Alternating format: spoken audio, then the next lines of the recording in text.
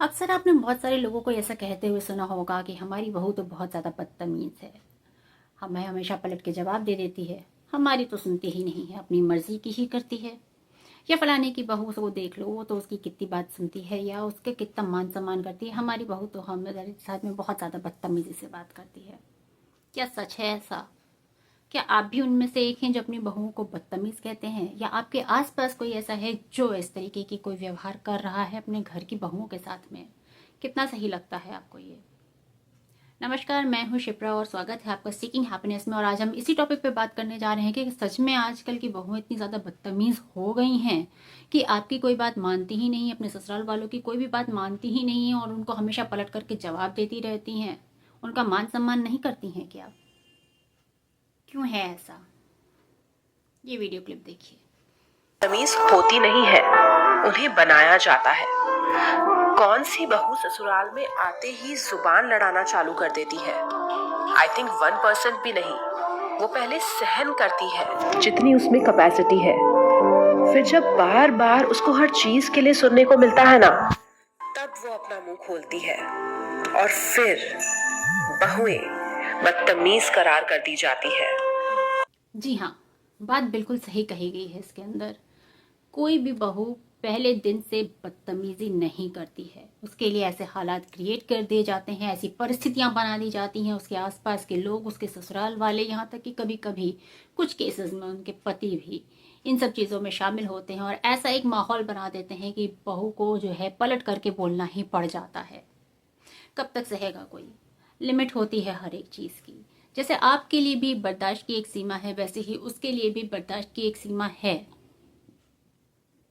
अब आप में से बहुत सारे लोग कहेंगे कि पहले तो कभी ऐसा नहीं होता था, पहले तो बहुएं कभी जवाब नहीं देती थी, पलट करके बोलती नहीं थी, उनके साथ में चाहे जैसे बिहेव कर लो, मिसबिहेव कर लो, वो हमेशा सहती रहती थी और चुप करके पूरी जिंदगी रो करके या सह करके काट लेती थी।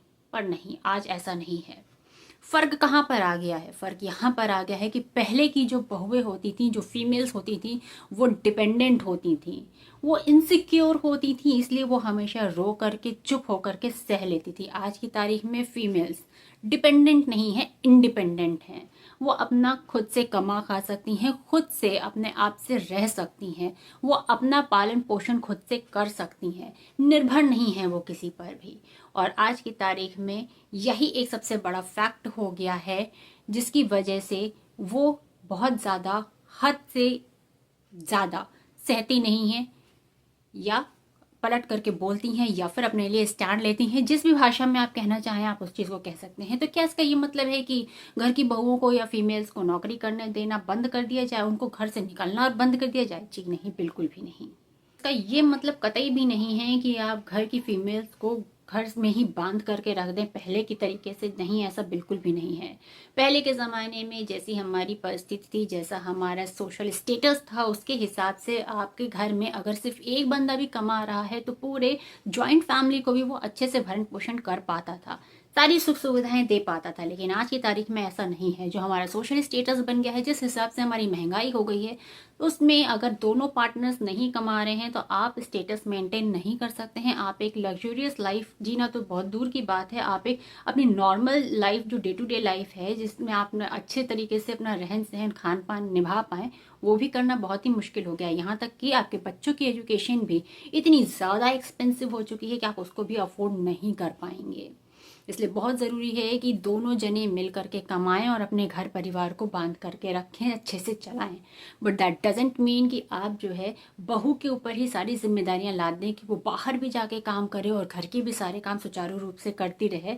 भाई कभी वो भी थक सकती है। उसके साथ में भी फीमेल बॉडी के अंदर कितने ज़्यादा आपके चेंजेस होते हैं, ये घर की महिलाओं से बेहतर तो कोई भी नहीं समझ सकता। मुझे नहीं लगता इस बात के लिए मुझे किसी को भी कहने या समझाने की ज़रूरत है। इस बात को जितना अच्छे तरीके से एक फीमेल समझ सकती है, स्पेशली घर की बुजुर्ग महिलाएं समझ सकती हैं, और कोई उस चीज़ को समझ नहीं सकता। मेल्स नहीं समझ सकते।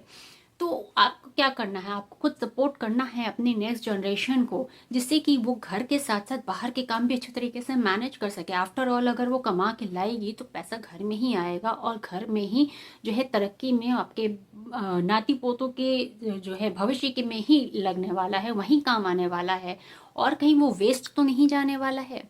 तो ऐसा कोई बिल्कुल ज़रूरी नहीं है कि अगर हमारे साथ में कुछ बुरा हुआ है, हमने अगर अपने टाइम पे कोई बात सही है उसको बर्दाश्त किया है, रो करके ज़िंदगी बिताई है, तो वही चीज़ हम अपने नेक्स्ट जनरेशन में भी पास ऑन करें। नहीं, बिल्कुल नहीं।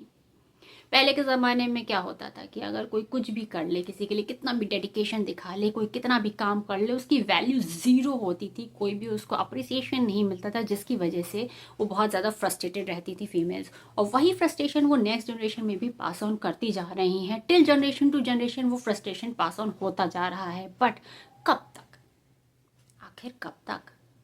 बहुत ज़रूरी है इस चीज़ को रोकना, समझना। आज की तारीख में जो है प्रेशर बहुत ज़्यादा बढ़ गया है, हर एक के ऊपर ही प्रेशर बहुत ज़्यादा बढ़ गया है। तो बेहतर है कि हम एक दूसरे के साथ मिलजुल करके रहें, एक दूसरे को समझ करके रहें, एक दूसरे के हर एक काम में हाथ बटा करके साथ चलें, क्योंकि आफ्टर ऑल ज़िंदगी आप दोनों पार्टनर्स को ही साथ में बितानी है। बाकी रिश्तेदार जितने होते हैं ना, जितने समाज के आप दिखावे में आ रहे हैं, ये सब आते जाते बने रहेंगे। एट द एंड रह जाना है आप दोनों पार्टनर्स को ही, और आपको ही मिल करके ख्याल रखना है अपने पेरेंट्स का भी और अपने बच्चों का भी। सो इट्स बेटर कि आप दोनों एक दूसरे की केयर करें। साथ ही साथ मैं कहना चाहूँगी घर के बड़े बुजुर्गों से भी, जो ससुराल के बाकी फैमिली मेम्बर्स हैं, डेफिनेटली उनको भी इस तरीके का बिहेवियर बिल्कुल नहीं करना चाहिए है, जहाँ पर आप अपने घर की बहुओं को बहुत ज़्यादा मेंटली टॉर्चर कर रहे हैं। फिजिकल टॉर्चर तो देखिए अलग चीज़ होती है, वो अलग ही लेवल का हो गया, वो हर जगह नहीं होती। बट यस, मेंटल टॉर्चर एक ऐसी चीज़ है जो हर जगह आपको देखने के लिए मिलेगी। कोई कितना भी सभ्य परिवार क्यों ना कह लिया जाए, लेकिन वहाँ की लेडीज़ को भी मेंटल टॉर्चर ज़रूर किया जाता है, किसी ना किसी बात को लेकर के। कौन सी बात कब किसको कहाँ हर्ट करती है, कितना चुभती है, कितना डीप उस पर इम्प्रेशन जा रहा है, वो दिमाग में कहाँ जाके बैठ रही है, कितने साल तक उसका असर आपको नज़र आएगा, you can't say. It's better कि आप जो है थोड़ा सा ध्यान रख करके चले। Same as for brides also, बहुएं भी कभी किसी भी परसेप्शन से देख लीजिए, वो कभी भी कोई भी बहू ऐसी नहीं है जो शादी होकर के आई और पहले दिन से ही अपने ससुराल वालों को कुछ पलट करके जवाब देना शुरू कर दे या कुछ ऐसा बोलने। कुछ ना कुछ ऐसी परिस्थिति ज़रूर रही है जहाँ पर उसे पलट कर बोलना पड़ा, क्योंकि उसके लिए या तो किसी ने स्टैंड लिया नहीं, या तो लिमिट क्रॉस हो चुकी है, इतनी ज़्यादा हद से बात आगे बढ़ चुकी है कि उसे बोलना पड़ा, बोलना उसकी मजबूरी बन गई। क्या प्रॉब्लम थी, ये चीज़ आप लोग समझिए, उसको सॉर्ट आउट करिए। इट्स बेटर, तभी आपके रिश्ते अच्छे बने रहेंगे और तभी इस तरीके से आपकी लाइफ अच्छे तरीके से सुचारू रूप से चल पाएगी। रादर देन ब्लेमिंग अदर्स, किसी को ब्लेम करने की जगह बेहतर यही है कि बातचीत के द्वारा हल निकालें। क्या कहना है आपका इस बारे में, मुझे ज़रूर बताइए कमेंट सेक्शन में। मैं ज़रूर से आपके सारे कमेंट्स को रिस्पॉन्ड करूँगी। ऑल्सो अगर कोई स्पेसिफिक टॉपिक है या कोई स्पेसिफिक पॉइंट है जिस पर आप वीडियो चाहते हैं तो मुझे कमेंट ज़रूर करिएगा। डेफिनेटली मैं उस पर सेपरेट वीडियो ज़रूर बनाऊँगी। आज की वीडियो के लिए इतना ही। नमस्कार।